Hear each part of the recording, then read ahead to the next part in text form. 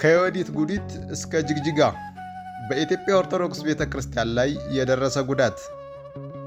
በጅግጅጋ ከተማ የሚገኘው የመድኃኔዓለም ቤተክርስቲያን በተደራጁ አካላት ጥቃት ሙሉ በሙሉ መፍረሱን የሶማሌ ሀገረ ስብከት ማሳወቁ በሀገሪቱ ውስጥ የሃይማኖት ተቋማት ደህንነትና የሕግ የበላይነት ጉዳይን እንደገና ወደፊት አምጥቶታል። ሀገረ ስብከቱ ድርጊቱን የሚያሳይ ቪዲዮ በማሰራጨት የክልሉ መንግስት ሕግን እንዲያስከብርና ተጠያቂዎችን እንዲያጣራ ጠይቋል።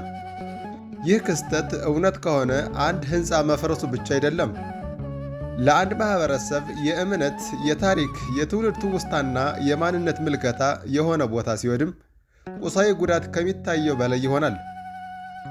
ስለዚህ የጅግጅጋ ጉዳይ በሕግ መመርመር፣ ተጠያቂዎቹን ለይቶ ማስጠየቅና የሃይማኖት ተቋማትን መጠበቅ የመንግስት ኃላፊነት ነው።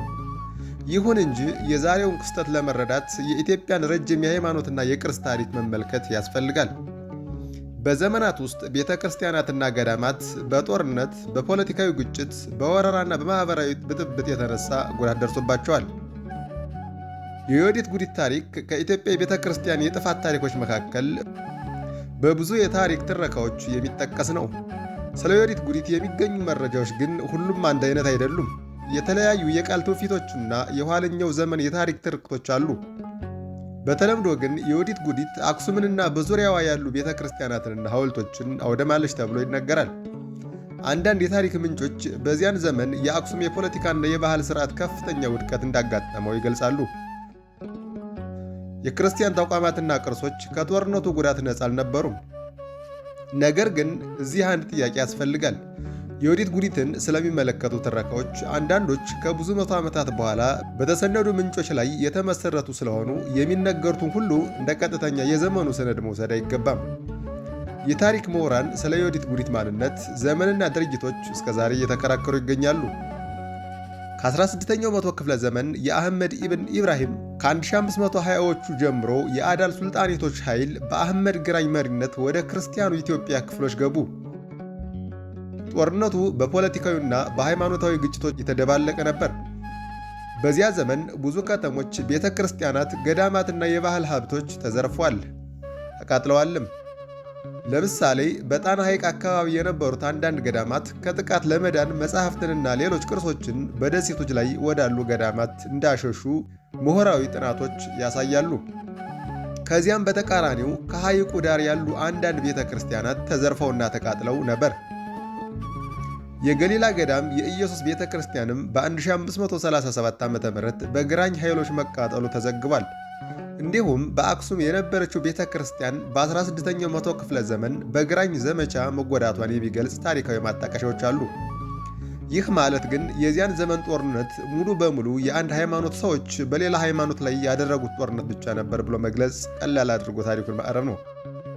የ16ኛው መቶ ክፍለ ዘመን ግጭቶች የስልጣን፣ የግዛት፣ የንግድና የሃይማኖት ጉዳዮች የተያያዙበት ውስብስብ የክልል ጦርነት ነበሩ።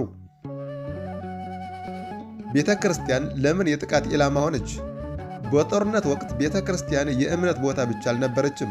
በኢትዮጵያ ለዘመናት መጻሕፍት፣ የታሪክ ሰነዶች፣ የንጉሣዊ ቅርሶችና የሥነ ጽሑፍ ትውፊቶች እንዲሁም የማኅበረሰብ ትውስታ የሚጠራቀሙባቸው ማዕከላት ነበሩ። ስለዚህ ቤተ ክርስቲያን ሲወድም የሚጠፋው ግንብና ጣሪያ ብቻ አይደለም። የአንድ ማኅበረሰብ የትውልድ ትውስታም ሊጠፋ ይችላል። በግራኝ ዘመን የተከሰተው ጥፋት ይህንን በግልጽ ያሳያል። ታሪካዊ ጥናቶች ብዙ ክርስቲያኖች መገደላቸውን፣ በግዴታ መስለማቸውን፣ መሰደዳቸውንና ባህላዊና መንፈሳዊ ቅርሶች መጥፋታቸውን ይዘግባሉ። የኢትዮጵያ ታሪክን ከዮዲት ጉዲት እስከ ግራኝ ብቻ በማየት ማብቃት አይቻልም። ቤተ ክርስቲያን ከጥፋት በኋላ ደግማ ተገንብታለች። ቅርሶች ከቦታ ቦታ ተሸጋሽገዋል። ገዳማት እንደገና ተመስርተዋል። ለምሳሌ የላሊበላ የድንጋይ ስር ቤተ ክርስቲያናት በቀደሙት ዘመናት ከደረሰው ችግር በኋላ የኢትዮጵያ ክርስቲያናዊ ቅርስ እንደገና እንደተገነባ የሚያሳዩ ምሳሌዎች ናቸው። ይህ የኢትዮጵያ ታሪክ አንድ ትልቅ ትምህርት ይሰጠናል። ቤተ ክርስቲያንን ማፍረስ ቀላል ነው፣ የጠፋውን ታሪክ መመለስ ግን እጅግ ከባድ ነው።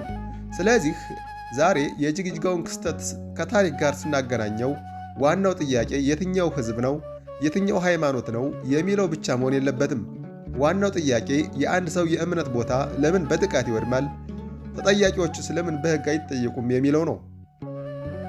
በጅግጅጋ የተፈጸመው ጥፋት በሀገረ ስብከቱ እንደተገለጸው ተደራጅቶ የተፈጸመ ከሆነ መንግሥት የማይተካ ኃላፊነት አለበት። ተጠያቂዎች ማን እንደሆኑ በማጣራት የጥቃቱን ምክንያት በመለየት ማንም ሃይማኖት ወይም ብሔር በመሆኑ ብቻ ሳይከሰስ በግለሰብና በቡድን የተፈጸሙን ወንጀል በሕግ ማስተናገድ ይገባዋል። እንዲሁም የአንድ ሃይማኖት ቤተ ክርስቲያን መጥፋት የሌላው ሃይማኖት ደስ የሚለው ነገር መሆን የለበትም። ዛሬ የክርስቲያን ቤተ ክርስቲያን ከተደፈረች ነገ መስጅድ ሊፈርስ ይችላል። ዛሬ የአንድ ማህበረሰብ ቅርስ ከጠፋ ነገ የሌላው ማህበረሰብ ቅርስ ሊጠፋ ይችላል። የሚያስፈልገው ሌላውን ሃይማኖት መውቀስ ሳይሆን ወንጀለኛውን መለየት ነው።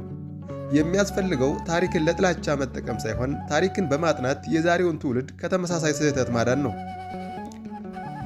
ከዮዲት ጉዲት ትረካዎች፣ ከአህመድ ግራኝ ዘመቻዎች እስከ ዘመናዊ ግጭቶች ድረስ አንድ እውነታ ደጋግሞ ይታያል። ጦርነትና ጥላቻ። ጦርነትና ጥላቻ ቅርስን ያጠፋሉ፣ ተቋማትን ያወድማሉ፣ ለትውልድ የማይረሳ ቁስል ይተዋሉ። የጅግጅጋ መድኃኔዓለም ቤተ ክርስቲያን መፍረስ ተረጋግጦ ከሆነ ይህ የሚጠይቀው በቃላት ቁጣ ሳይሆን በሕግ የሚጠየቅ ፍትህ ነው።